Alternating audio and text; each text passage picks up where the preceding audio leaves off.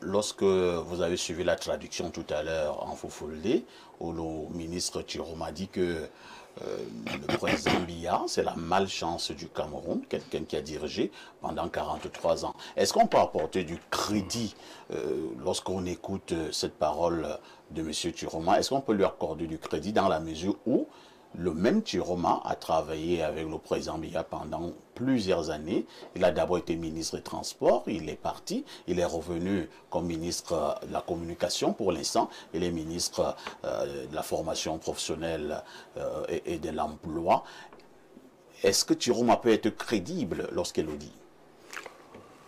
Il faut d'abord savoir dans quelles conditions ces propos ont été tenus. Vous savez que les cadres de l'énonciation sont déterminants pour savoir est-ce que déjà le ministre Chiroma est lui-même prêt à assumer ses propos publiquement.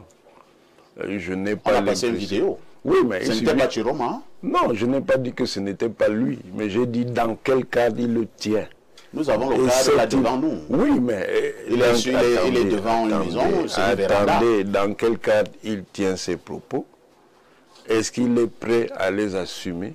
Et une fois que ces propos sont révélés, est-ce qu'il les accepte et il les assume? Une chose est de parler dans certaines conditions, une autre est d'accepter les implications de ce qu'on a dit.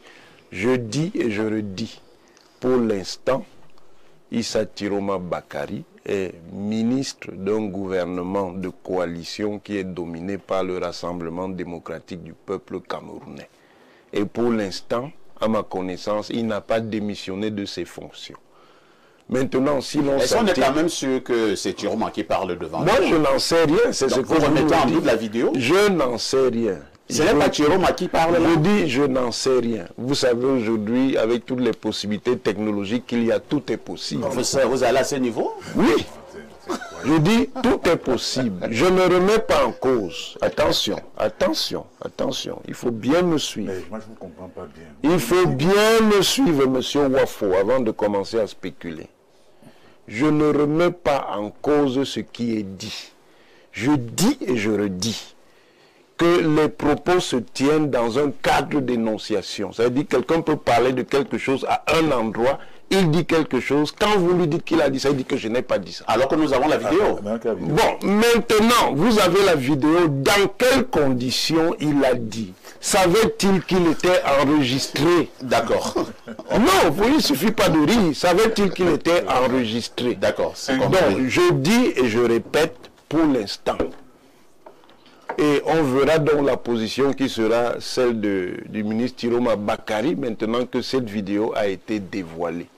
Est-ce qu'il va donc assumer les propos qui lui sont prêtés et qui, dans un premier temps tout au moins, semblent être les siens? Voilà simplement ce que je dis. Très bien, c'est compris, professeur Onangini.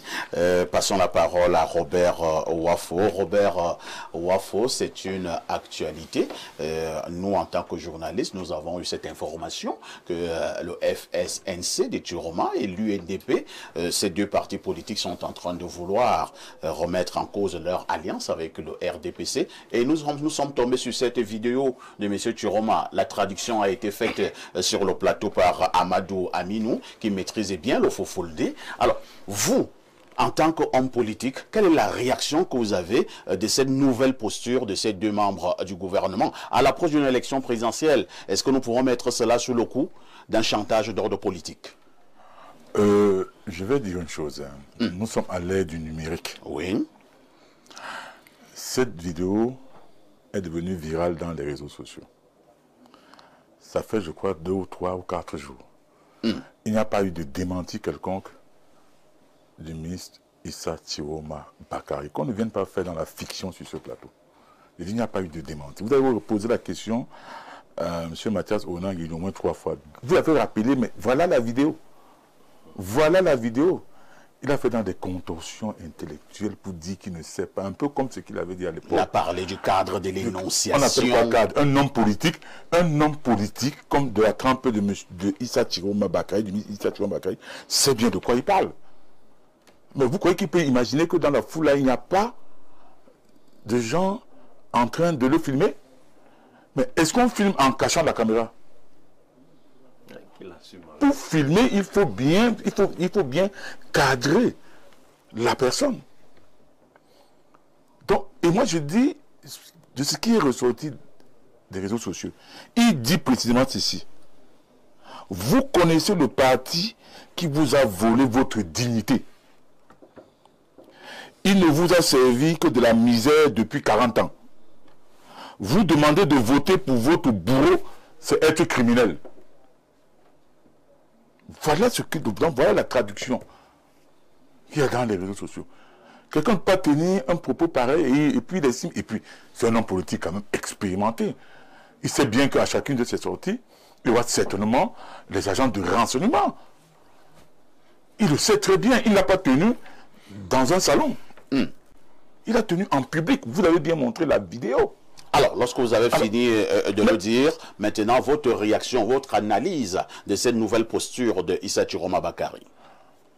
À moins que il joue au caméléon. À moins que il ne fasse comme quelqu'un sur ce plateau qui est parti de la théorie du chaos lent et de la théorie et du refus du pouvoir perpétuel pour embrasser celui qui dénonçait hier. Éviter les attaques personnelles. Je n'ai cité personne. Il se reconnaîtra. Est-ce que j'ai cité quelqu'un? Allons dans l'analyse. Est-ce que j'ai cité? Mais je suis en train d'analyser. Je dis, à moins qu'il soit en train de le faire, moi je trouve que ces propos, c'est fort de café. Pour cette alliance. Si on doit analyser strictement ces propos, ça veut dire que M. Chiroma est en train de dire qu'il ne sera plus dans cette alliance. Bon, ben maintenant, comme c'est un personnage dilettant, ce n'est pas la première fois, on a vu M. Chiroma avant d'entrer dans le premier gouvernement, on l'a vu être plus dur envers, n'est-ce pas, le régime de M. Biya.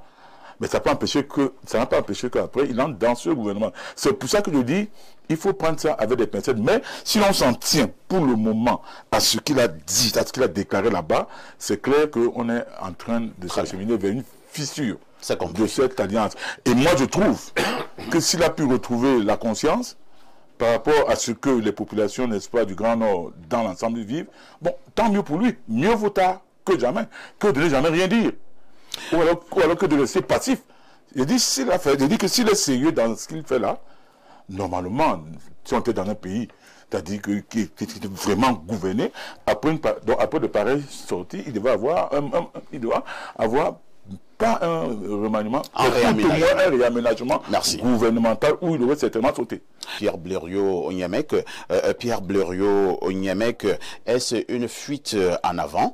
Ne sont-ils pas comptables d'une manière ou d'une autre du bilan du régime actuel, M. Chiroma et M. Beloboba Magari? Ben, un de nos copanélistes a dit qu'il y a des ministres du gouvernement qui méprisent les gens du Grand Nord. Il faut dire que les principaux ministres qui méprisent les gens du Grand Nord, ce sont les ministres du Grand Nord. Il a d'ailleurs cité un ministre. Je dis que les deux autres. C'est quoi mépriser les gens? C'est penser qu'ils n'ont aucune capacité de réflexion.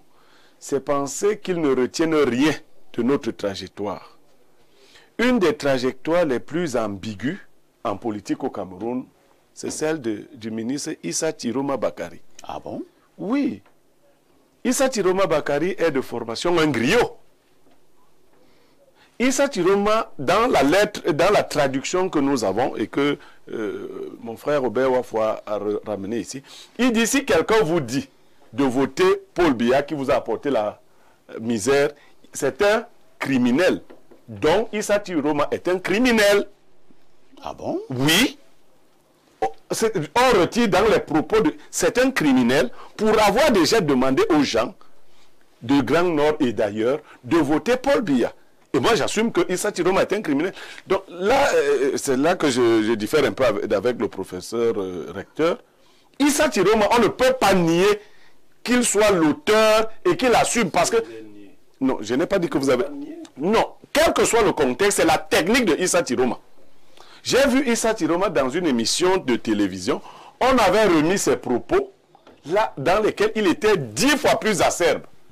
J'ai vu un homme capable de s'écouter parler. de dire le contraire sans se renier. On lui a présenté ses propos avec image quand il présentait le président Paul Biya comme un individu incapable de soutenir un État. Il a fini d'écouter, on lui a dit, il dit que la trajectoire d'un homme politique n'est pas rectiligne. Donc, moi, je sais ce Ça que... peut aussi dépendre du cadre de l'énonciation. Alors, lui, il n'est donc pas dans une trajectoire rectiligne. Ce qu'il a fait là, c'est un appel de pied au président Paul Biya. Ah bon? Clair. Tu m'as envoyé dans un petit ministère, je ne sais pas ce que je t'ai fait. Et plus que ça, Issa Chiroma a défié les autorités administratives de Garoua récemment. Ça, peut-être l'information n'a pas encore circulé.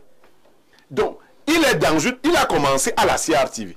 Il a annoncé, il va crescendo. Il a annoncé devant un journaliste que leur alliance avec le RDPC se limitait à la présidentielle. C'est maison commune, chambre à part. Voilà le propos qu'il a tenu à la CRTV.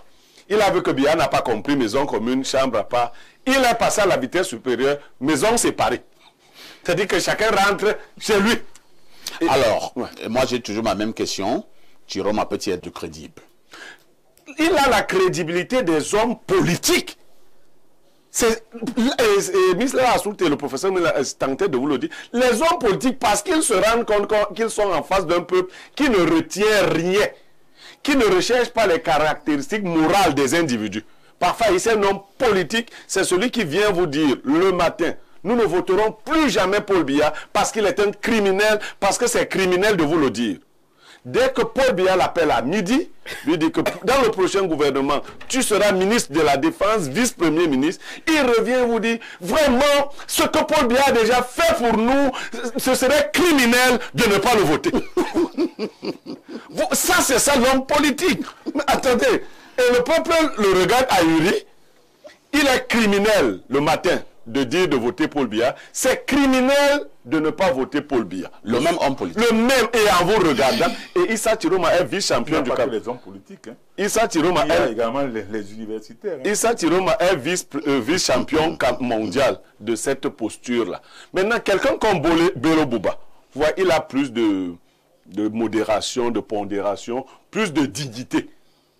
Je crois que si on va vérifier, l'un est d'un sang noble, l'autre ne serait pas. Moi, je ne sais pas qui est du sang noble. Hein. Je dis si on va vérifier, parce que vous savez, la noblesse de sang fait que vous, quand même, vous avez un certain rapport à votre parole. Très bien.